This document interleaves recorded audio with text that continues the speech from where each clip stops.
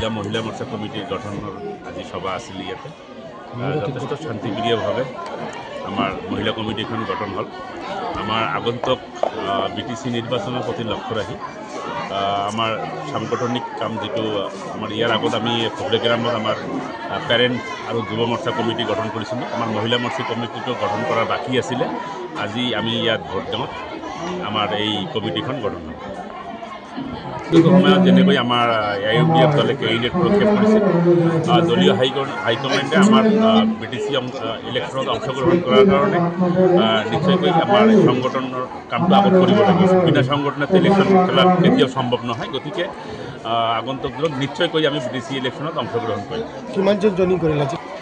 এইটো আমাৰ মহিলা মোৰ্চাৰ মোটামুটি 100-150 মানুহ জইন কৰিলে আৰু আমাৰ এই কমিটিখন আজি কমিটি গঠনৰ মিটিং আছিলে, তথাপি আৰু ইয়াত জইনিং প্ৰগ্ৰাম এটা ৰাখিছিলে, জইন কৰিলে।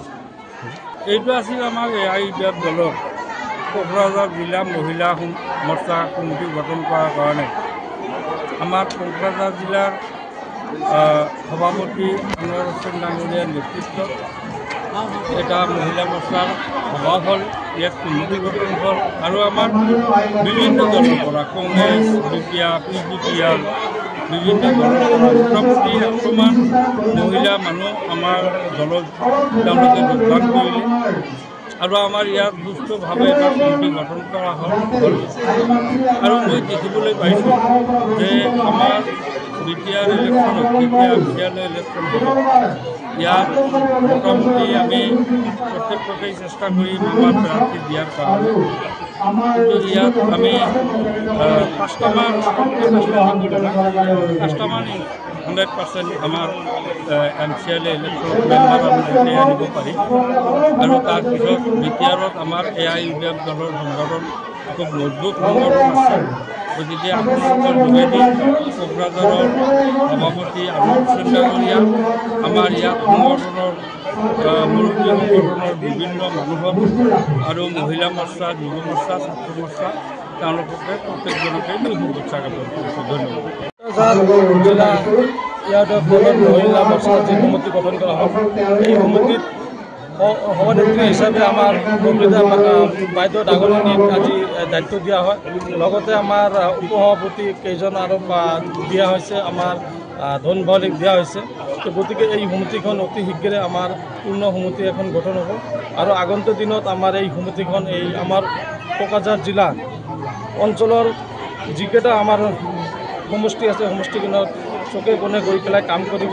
তেখেতক আগতীয়াকৈ আমি এই কোকৰাঝাৰ জিলা সমিতিৰ তৰফৰ পৰা আন্তৰিক ধন্যবাদ জ্ঞাপন কৰিছোঁ। লগতে আমাৰ হ'ব লগা 2025 পৰিষদীয় নিৰ্বাচন, এই পৰিষদীয় নিৰ্বাচনত এই মহিলা মোৰ্চাখনে এক মুখ্য ভূমিকা ল'ব, তাৰ কাৰণে আশা কৰিছোঁ। মহিলা মোৰ্চা সমিতি গঠন হ'ল, মহিলা মোৰ্চাৰ তাত আমি সন্তুষ্টিজনকভাৱে মহিলা মোৰ্চা গঠন কৰিব পাৰিছোঁ। আমি ভবাতকৈ অধিক আই মাতৃসকল আমাৰ সভাত যোগদান কৰিছে, তাৰ কাৰণে অভ্যৰ্থনা সমিতিক ধন্যবাদ জ্ঞাপন কৰিছোঁ।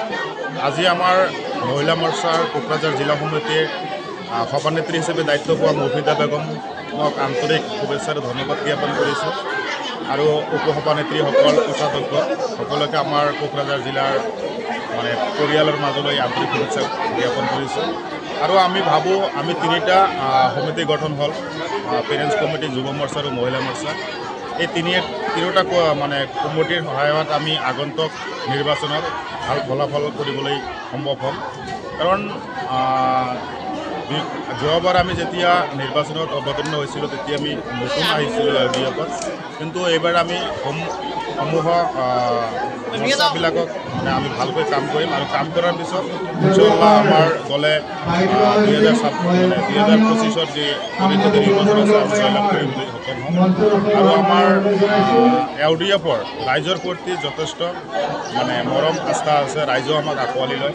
সেই ক্ষেত্ৰে আমি আগন্তুক নিৰ্বাচন যিটো আছে তাত আমি ভাল সক্ষম হ'ম। আৰু আজি আমাৰ কোকৰাঝাৰ জিলা মহিলা মোৰ্চা যি গঠন হ'ল, যিমান মহিলা আই মাতৃসকল ইয়াত আহিছে সকলোকে আমাৰ কোকৰাঝাৰ জিলা যুৱ মোৰ্চাৰ ফালৰ পৰা শুভেচ্ছা আৰু আন্তৰিক অভিনন্দন জ্ঞাপন কৰিছোঁ আৰু আগন্তুক ৰমজান মাহৰ শুভেচ্ছা আৰু অভিনন্দন জ্ঞাপন কৰিছোঁ। কোকৰাঝাৰ জিলাৰ সমিতি সিহঁতক আমি ধন্যবাদ জ্ঞাপন কৰিছোঁ, আমাক এইখিনি গুৰুত্ব দিয়াৰ কাৰণে, যাতে আমি আগন্তুক দিনত সিহঁতৰ একলগত হৈ কামখিনি আগবঢ়াব পাৰোঁ আৰু যি গুৰুত্ব আমাক দিছে সেইখিনি আমি ভালদৰে চলাই লৈ যাব পাৰোঁ। যিকোনো খবৰৰ বাবে যোগাযোগ কৰক 7099017330 লগতে 7099017110 নম্বৰত।